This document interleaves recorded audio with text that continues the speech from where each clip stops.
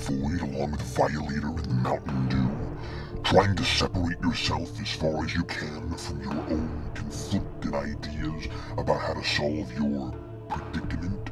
They're not my ideas, they're Doomsvince's. Doomsvince is telling you to drink that 2-liter of Mountain Dew and commit suicide.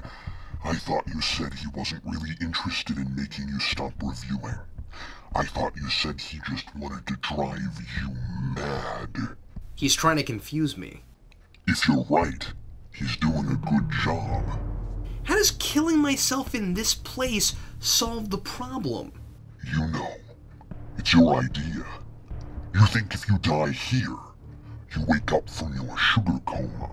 I can't just assume I'm still unconscious. Doomsvince planted the idea in your head when you reviewed issue 50.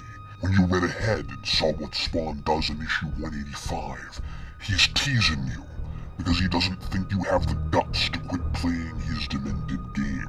When you get to the end, you'll be certifiable. Maybe you never get out of here at all. But just take that knife and plunge it into your heart, and you're home free. That's exactly what Violator said about the Mountain Dew. If you drink that Mountain Dew, you're just giving him a way to make you hate yourself even further, caving to the vice that sent you here. You have to kill the parody of yourself he's trying to turn you into. Die here, and you go back to the man you were before, the man who doesn't deserve any of this. I don't know what to do.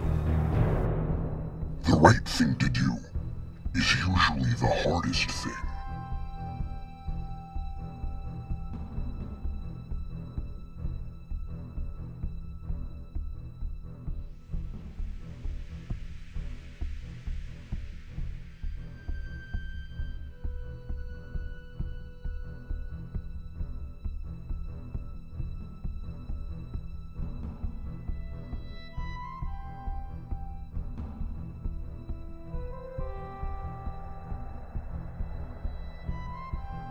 Oh, hey, Bulgy. I really hate it when people call me that. I'm Doomsvince. This is day 184 of Spawnia.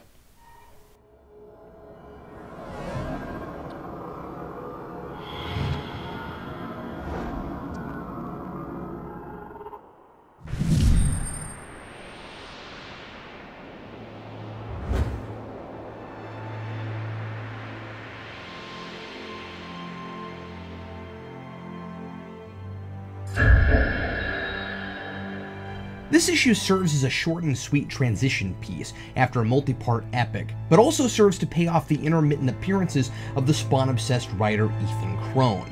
Spawn himself only lurks in the shadows for this story, no doubt Brian Hogwin's way of teasing the reader and building anticipation, making us wait another month, or just another day in my case, to find out Spawn's next move, now that he's determined to quit playing Malbolge's reindeer games.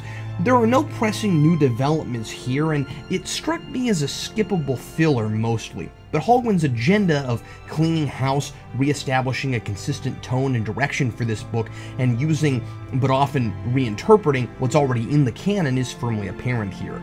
Hogwin certainly took a lot of liberties last issue, but many of the underlying ideas seemed in line with what McFarlane seemed to be saying with the character, primarily that, figuratively, if not literally, Spawn is no longer Al Simmons, and he's been so dangerous because of his refusal to carve out a new identity for himself.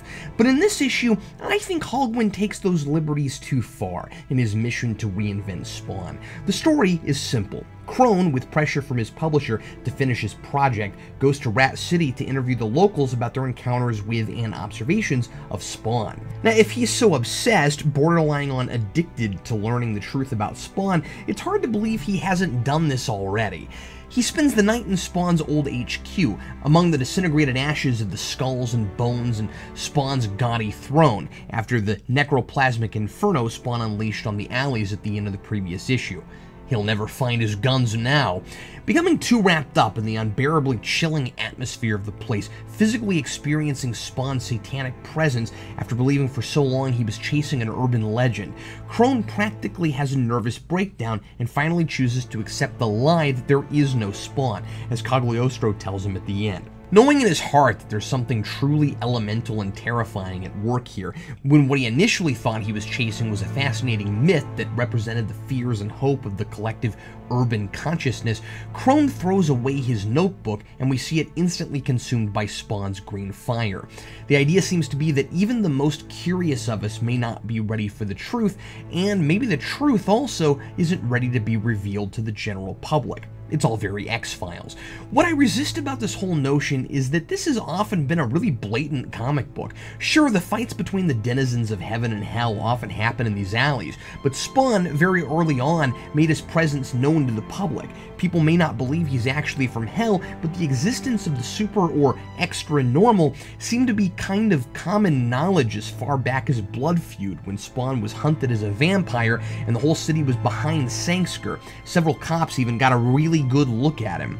As more of the celestial battle is waged on Earth, the natural direction I would figure would be for more and more people to be forced into realizing and accepting the existence of angels and demons as they're unable to ignore them. Crone would have been a good starting place for that. His first reaction to being in Spawn's alley makes sense, but I think it would have been far more interesting to see him push on in the pursuit as Spawn's unwanted biographer. I can't help but feel like he should have had a larger role to play since he was peppered through a few issues before this. It strikes me as simply just another way to write out yet another recurring character who is introduced without enough consideration about what to do with him, and a way to force this title farther away from the bombastic high-concept stuff and toward the low-key supernatural horror that was popular in 1999. I thought Holguin was bringing this to a place it already should have arrived at, but now I fear he's doing too much of a redress. But I suppose I shouldn't make too much of a judgment call until we're back in Spawn's head. Spawn, who I really don't understand right now, since he just sent a fire through Rat City that apparently burned up all his stuff and nothing else, and for some reason, he's still there.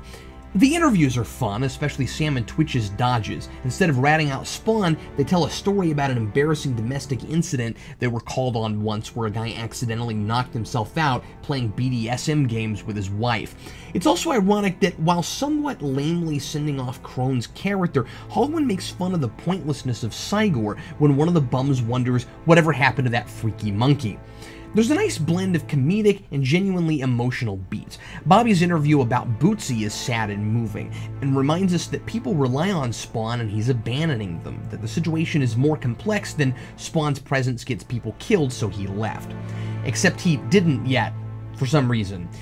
I'm still enjoying Holguin's dialogue and pacing, but right now I question the course he's setting. But despite Bulgy's disturbing advice, I'm determined to read on tomorrow. Signed, Captain Logan.